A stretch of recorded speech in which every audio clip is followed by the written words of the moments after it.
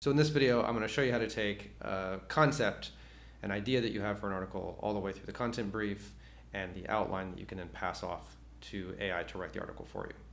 So it really starts with Perplexity and Perplexity's deep research feature, which allows you to query for something and then get a massive amount of research done on your behalf. And what it'll do is basically search 100 websites or so and generate a consensus of all of the information that it's gotten from all these different sources and put that together in a summary for you, which can be downloaded as a PDF or a markdown file, which is then easy to use as RAG data in your generation tool.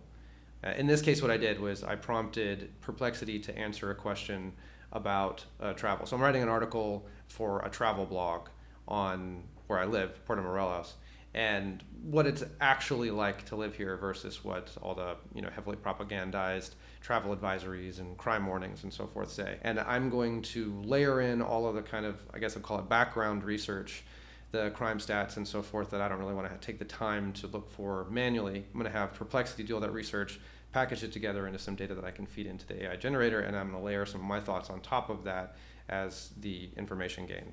My hot take is the new bit of that information, if you will. So this prompt asks kind of a loaded question for a series of stacked pieces of information. So not just tell me what crime is like in the Riviera Maya, but cut through the propaganda like travel advisories and overblown news stories, meaning like throw those away, and look for the actual crime stats on violence in the smaller towns, the pueblitos of the Riviera Maya, sort of from the perspective of what you would experience if you lived in one of these small towns, like I do, which is where I get my first-person perspective from. That's how I know that it's actually quite safe here. And so it did the research for about 1.5 minutes. It's usually between 1 and 3 minutes that it takes to generate this, and it returned exactly what I expected. So then I take that and I download it into a markdown file, sort of export it. And that shows up on my computer, and then I copy it into the prompts that I have over in Cursor. So I just open this markdown file up, delete out the stuff that isn't useful, and then copy the rest of it, and I paste it into the prompt that I've already preloaded. And this is the prompt that I use for generating outlines from the data that's generated by Perplexity.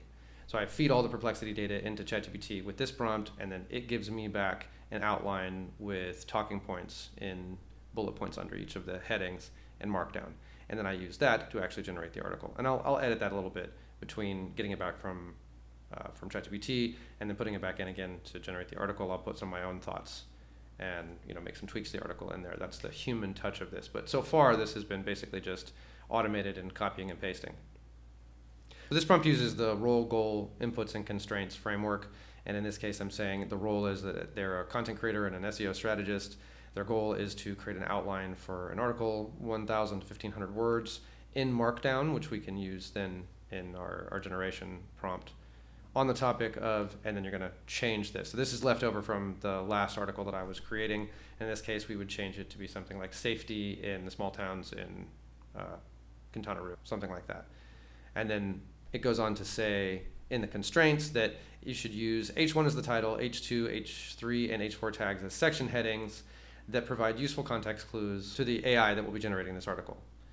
Providing bullets as input to guide the generation for each section's content under each heading as additional context, but ensuring that those points relate sufficiently to maintain a logical flow that supports the stated narrative, and the narrative is below. And to use as many bullets as there are compelling points to make for that section. So one of the problems that we often have in generating AI content is that it likes to be very formulaic. And so it'll all kind of look the same. Every section will be the same length over and over and over again. And that makes for a very detectable and obviously AI article. And so what we want to do is break that up by putting more data in certain sections that it makes sense naturally and just letting them grow to fit that space. So that's what this is talking about. And then, of course, the final instruction, not to write the article, but just to create the markdown, because a lot of times it'll just take the initiative and try to write it for you. And to review the provided data and extrapolate an outline, making use of the information within it relevant to the topic following the narrative. And then, and this is kind of the magic of this prompt, I write out my personal take and use that as the framework for the perspective of the article, if you will. And now the AI has a means to align the content that is going to be that it's imagining would be written according to the outline that it's generating. And without this, you're going to get something that's exactly like what anyone else would get if they're generating an article on safety in Riviera Maya, right? That's going to be the same exact article for everybody who asks a very similar kind of question. But by loading it with my own view to begin with, one, I'm doing something useful. I'm not just auto-generating AI slap content. I'm putting my own thoughts out in the world. But I'm using the data, which I got from Perplexity, which is consensus data, right? It's mostly accurate. And if I'm using specific stats and I'm concerned about these sorts of things, I can look up each of those stats with the citations that are in Perplexity. That's why I like using it for this purpose. I can just follow the links, verify that it interpreted the data correctly and that that is in fact the consensus truth, and then use that in the article. For the purposes of this video, I'm not going to go to all of that trouble, but that's generally what I would do if I was going to publish something for real. And customizing the prompt is great, but you're still probably going to get something that someone else might do. But by starting the outline, so you have a question that someone else might ask, but a viewpoint that is unique to you, or at least it's more unique. And putting those two things together allows you to generate content automatically that is still ostensibly unique and useful, and therefore helpful. And the result of this, after making a couple of edits, putting in the right topic that's custom to this article, and the viewpoint, the narrative that's custom to this article, the last little bit of this is simply for it to maintain a focus on the flow so that everything ties neatly together, and to only output the outline as a downloadable markdown file. And that's useful because then we can easily copy and paste it into our existing prompts, and AI understands markdown well. Then underneath that, I post all of the research data, and then I hit go. And it gives you an outline that you can then download.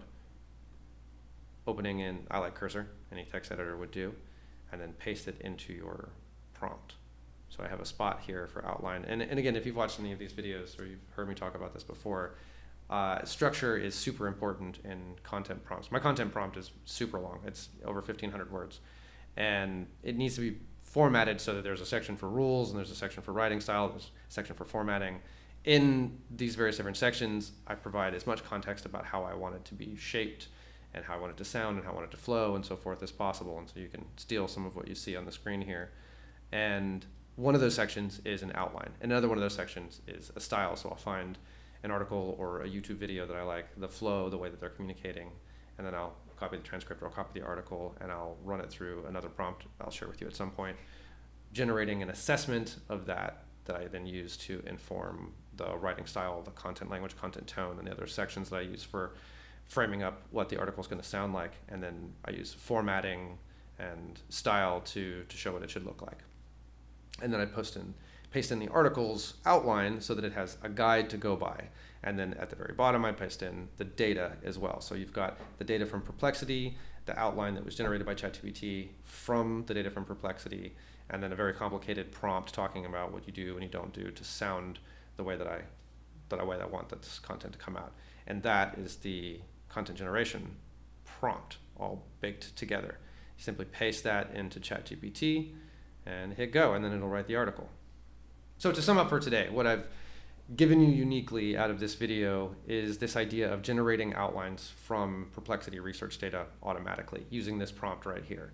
And I have it neatly broken down, and I will paste it into the description below the video. Thanks for watching.